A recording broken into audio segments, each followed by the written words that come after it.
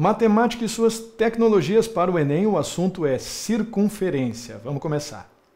Circunferência, uma região plana muito comum, presença absolutamente garantida em qualquer prova do Enem. A circunferência, importante lembrar, é a curva que delimita a região plana conhecida como círculo. Círculo, portanto, todos os pontos que estão dentro da circunferência, incluindo a linha de fronteira, e circunferência apenas a linha delimitadora.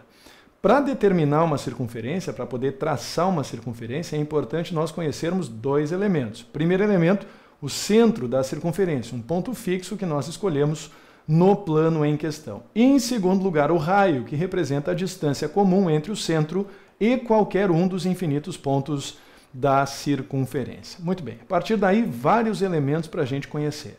Em primeiro lugar, quando eu marco dois pontos distintos de uma circunferência e revelo a porção de circunferência compreendida entre eles, repara bem, apenas a linha de circunferência, porção da circunferência compreendida entre dois pontos distintos, eu estou diante de um arco. Não é difícil de lembrar se a gente parar para pensar no arco e flecha de índio, né? O famoso arco e flecha, no armamento indígena, digamos assim, para falar bonito, certo? Bem simples, portanto, porção da circunferência compreendida entre dois pontos distintos. Se vocês pegarem outros dois pontos distintos da circunferência e conectarem eles imediatamente usando um segmento de reta, vai surgir daí o segmento chamado de corda, segmento de reta que conecta dois pontos de uma circunferência. Eventualmente vai acontecer de vocês descobrirem que essa corda passa pelo centro. Vocês vão conectar dois pontos diametralmente opostos nessas condições. Olha aí, acabei de entregar que o nome da corda, nesse caso,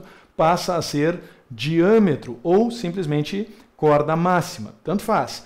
Tanto um quanto o outro costumam aparecer com muita frequência em vestibulares e até mesmo no Enem. Portanto, fica a dica. Diâmetro é sinônimo de corda máxima, segmento de reta que conecta dois pontos de uma circunferência passando pelo seu centro. Muito bem. Falando de regiões, agora sub-regiões de uma circunferência. Quando eu marco dois pontos de uma circunferência e identifico também o centro, ao conectar o centro a cada um desses dois pontos, eu revelo dois raios.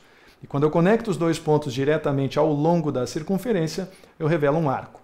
A região correspondente, a região limitada, melhor, por dois raios e um arco, a gente chama de setor circular. Essa é a famosa fatia de pizza. É muito comum um gráfico que revela, por exemplo, resultado de eleição, preferência do público consumidor sobre um determinado artigo, um determinado produto, ser revelado na forma de gráficos setoriais, vulgarmente chamados, né, por nós mesmos todos, de gráficos de pizza, certo? Não custa nada lembrar, portanto, região do círculo compreendida entre dois raios e um arco é o que nós chamamos de setor circular. Procura não confundir setor circular com segmento circular. Olha só, quando a gente desenha uma corda e posteriormente o arco que conecta as duas extremidades dessa corda, essa região é o que nós chamamos de segmento circular. Por favor, não confunda com setor. O setor normalmente tem três linhas de fronteira, duas retas e uma curva. O segmento circular, por sua vez, costuma ter apenas duas. E só existe uma circunstância em que o setor e o segmento se confundem. Na verdade, são representados pela mesma região. Aliás, é o último exemplo que eu tenho para mostrar para vocês sobre essas nuances, essas informações importantes a respeito do mundo do círculo e da circunferência. Quando vocês conectam dois pontos que são extremidades de um diâmetro e posteriormente ligam um dos dois arcos que conectam esses dois pontos, esse segmento circular ou setor circular, repara, tanto faz, porque a linha de fronteira dele pode tanto ser vista, essa linha horizontal, pode tanto ser vista como dois raios, como pode também ser vista como uma corda, né? E, portanto, isso pode ser tanto lido como setor quanto como segmento circular simultaneamente. Isso se chama semicírculo. Semicírculo, portanto, a porção do círculo compreendida entre um diâmetro e um arco de semicircunferência, o arco que corresponde à metade da circunferência inteira.